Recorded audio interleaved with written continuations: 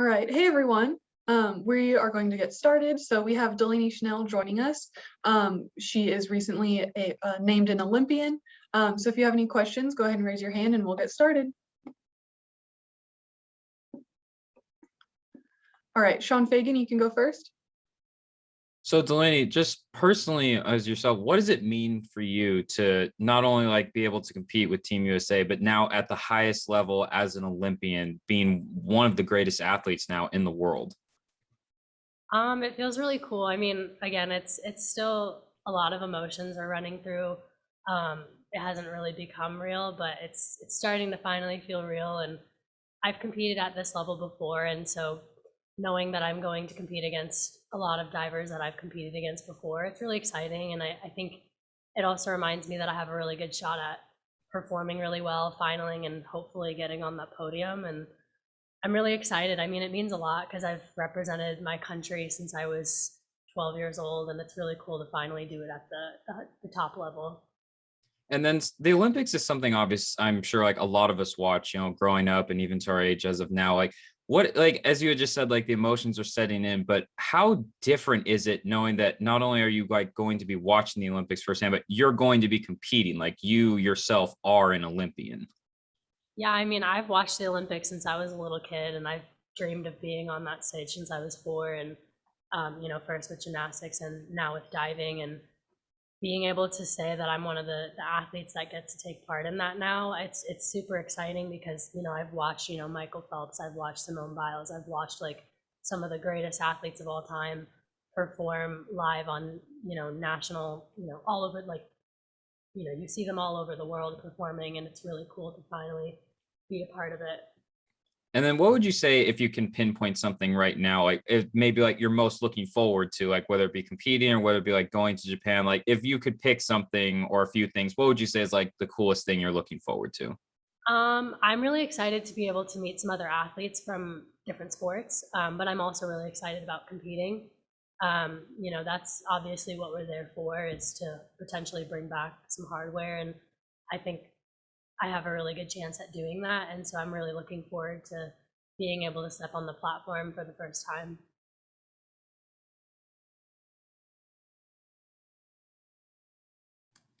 Hey Delaney, this is Edgar with KVOA News 4 Tucson. Thank you so much for speaking with us and congratulations. Um, you said it kind of hasn't sunk in yet. What do you do to mentally prepare for any sort of stress or any sort of pressure that comes your way? Or is it just not really there, and do you just focus on what you've got to do 100%? Yeah, I mean, trials, I think was leading up to trials, I think was one of the most stressful points in my life. I mean, those last 2 months preparing, not only physically were really challenging, but mentally they were, you know, saying they were challenging is honestly an underestimate. Like it was very hard. I mean, yeah, it takes a lot. I think to prepare, it's honestly just remembering that, like leading up to trials, I didn't fully feel prepared, but I think for me, I stand in my own way at this point, and I basically going into the Olympics, I'm going to try to not let myself get in my way, make sure that I do what I need to do to prepare, work on the little details that we're missing at trials, and try to fix those little things and make sure that I'm staying in my own world when I'm there. Cool. And my next question goes a little bit more toward your road to where we are today, to where we're going to be going into next month in Tokyo. It's been a long road for you. And I think we here at KVOA News for Tucson, we followed your road for a long time. And from what I understand, you were actually in a news story with our reporter, and correct me if I'm wrong, but you were in a news story with Lupita Murillo, and you said that one day you were going to be making the Olympics. Is that correct? I'm sorry, can you say that again? I didn't really hear it. Um, so I understand that you were in a news story with our reporter Lupita Murillo years ago, and you said that one day you'd be making the Olympics. Um, and then so here you are all these years later. It's been a very long road and a very long time and a very long focus coming, correct? Oh yeah, absolutely. I mean, yeah, since I'm a little kid, it's been something that I've always wanted to do. It's been my biggest goal, my biggest dream, and so that's why I feel like that's part of why it hasn't sunk in fully, because it's such a big deal to me that it's like it hasn't really become real. I don't think it'll really feel real until I'm there. What do you say to other young people who are aspiring to be in your shoes one day? Because nothing good, nothing worth having comes easy, and you in this very moment know that better than anybody else.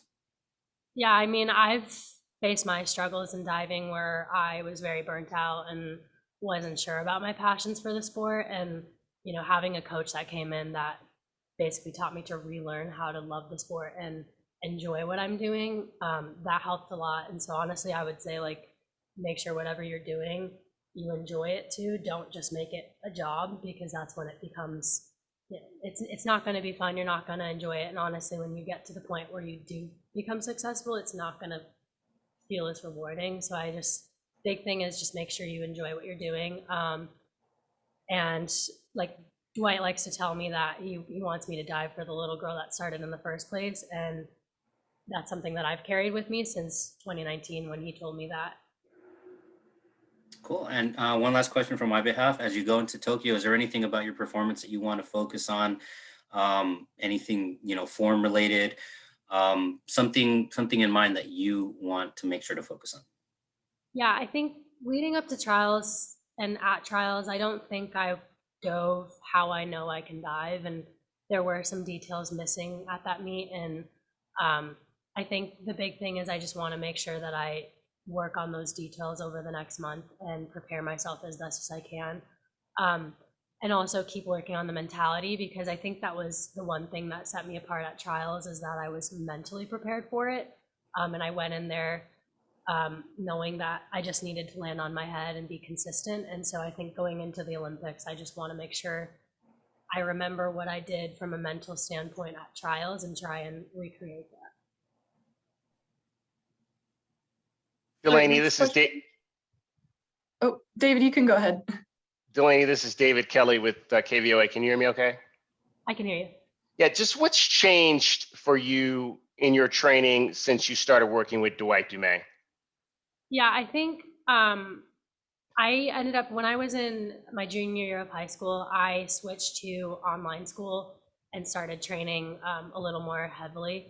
And I was working with a different coach at that time, and our emphasis was more on like basics and doing high volume, high numbers. And I think for me, having Dwight come in, the biggest change was doing less numbers and like learning to make 1 or 2 dives count versus doing 4 or 5. And I think that kind of changed my mindset a little bit and kind of taught me to treat every dive as okay, like every dive matters. And then also from a competitive standpoint, I've learned more to deal with my mentality rather than my performance, just working on like where my head's at.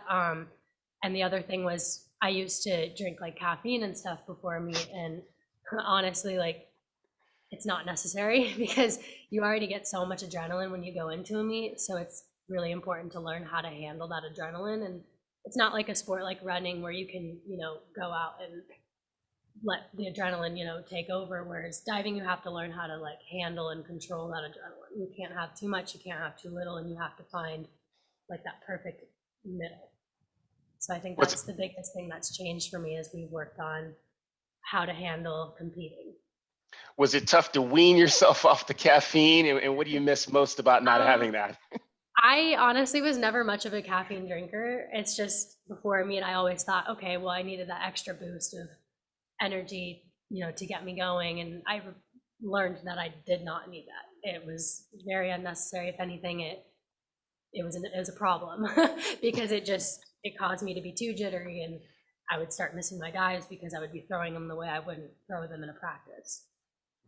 How does, in terms of the synchronized side of it, how did that all come together? Was that something you always intended to do? How does your partner come together? Is that something you guys pick together? Do the coordinators pick Jessica for you? Yeah.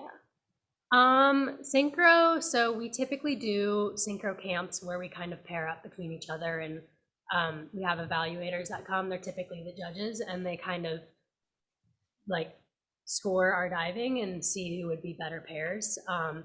And eventually they tell us, okay, well, these two look good together, these two don't look good together. And it's kind of up to us and the coaches to decide what we do with that. And we actually had done a 3-way pairing between me, Taryn, and Jess for a year back in 2019. And Taryn and I actually ended up coming out on top at that 2019 Winter Nationals. But Taryn ended up injured leading up to trials. And so Jess and I kind of touched base with each other and ended up pairing up like 3 weeks before trials, 2 weeks before trials. So it was last minute, but it ended up working out for the best. When you did not win platform at the NCAA, was that a shock to you? And how did that maybe change your mentality going into trials?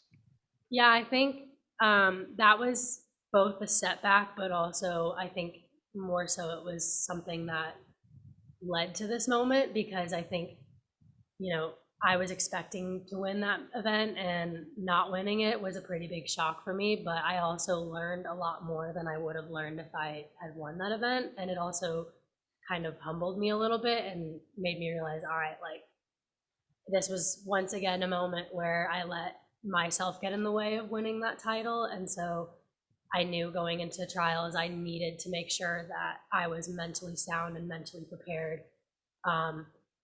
So yeah, I think honestly that losing that NC title was for the best. I think if that didn't happen, I wouldn't have gone into this meet as prepared as I was. What can you tell us about some of the things you do to work on your mental game? Really it's competing. I mean, for me, like what I did for trials, and I think it worked out in my favor, was go off social media until I qualified. And that was the best decision I made, because then there was no pressure on me from my friends and family, and I didn't want to disappoint anyone. So like there was no one telling me, oh, you're gonna win, you're gonna make it, you're gonna make the team. And so I wasn't putting that pressure on myself, and I think that helped a lot. And also just remembering what I did at NCs to cause me to lose that title, I tried to remember, okay, what did I do, why did that happen, and I tried to implement that into trials. And honestly, I'm really happy about where I was mentally at that meet. I think I handled it better than I've handled most of my meets, because in prelims, it didn't start off in my favor. I missed my first dive, and typically when I miss a dive, I start getting inside my head and thinking, all right, well, that's it. But I think at trials, I was able to say, okay, this is a marathon, it's not a sprint. We have 14 more dives to go, like anything can happen. So I just tried to remember, take it one dive at a time, forget what happened on the previous dives, and just move on. And you said Sunday that you liked coming from behind going into that final phase of dives. Why is that? Again, I think it's similar to NC's. I went into that final in the lead, and for me, I feel like being chased is a hard thing for me. It's not something that I'm used to, and I have to learn to get used to it. But coming in from behind, I knew it was only a 6-point deficit, and it was right there. I think I was in the best spot possible going into that trials final. And I think it's just better for me, because I think it lights a fire for me. It kind of just gets me, okay, like I do got to focus on these details, but I just need to land on my head. And finally, the handstand dive. I mean, I don't know that I saw anybody else do that. Is that a common move? How difficult is it to do a dive like that? It's actually very common. It must have been the only one they showed, but it's actually really common. I mean, all my main competitors do it. The list that I do is actually the most common list that people will do at the Olympics as well. All right, next question, Mitch Carr, 12 News. Hey, thank you, Delaney. My apologies that I don't have a picture up here, but You're this laptop does not have a camera. I've just got a couple of, or not a couple, I've got a few sort of quick questions. And so hopefully we can go rapid fire here if you don't mind. But my first question is, did you have a favorite Olympian growing up? And if so, who was it? Laura Wilkinson was one of my favorites, because she is the gold medalist in my event, and I would like to be able to earn a gold medal. That might be the answer to my next question then. What's your favorite past Olympic moment? I never got to watch her in the Olympics because I was only 2, but watching David win a gold was a super, super cool moment. And just so we have it for the recording, David, can you say his full name? David Bodaya. Wonderful. You're going to be going to Japan. Do you speak any Japanese? I do not. No, I'm actually, it's funny because I'm really bad at using chopsticks too. So that's another thing I gotta get used to. Well, that leads me to my next question. What foods are you excited to try when you're visiting a foreign country? The ramen. I love ramen. This might be a little bit more difficult. Do you have a parent that is more responsible for your ability to get here, one or the other? My mom, yes. And why is that? She's just been, what's the word I'm looking for? She typically is the one that goes to my events when they're, like trials and stuff. And, she was around when all the synchro stuff was happening. And, she was the person that I was getting advice from on what to do. And yeah.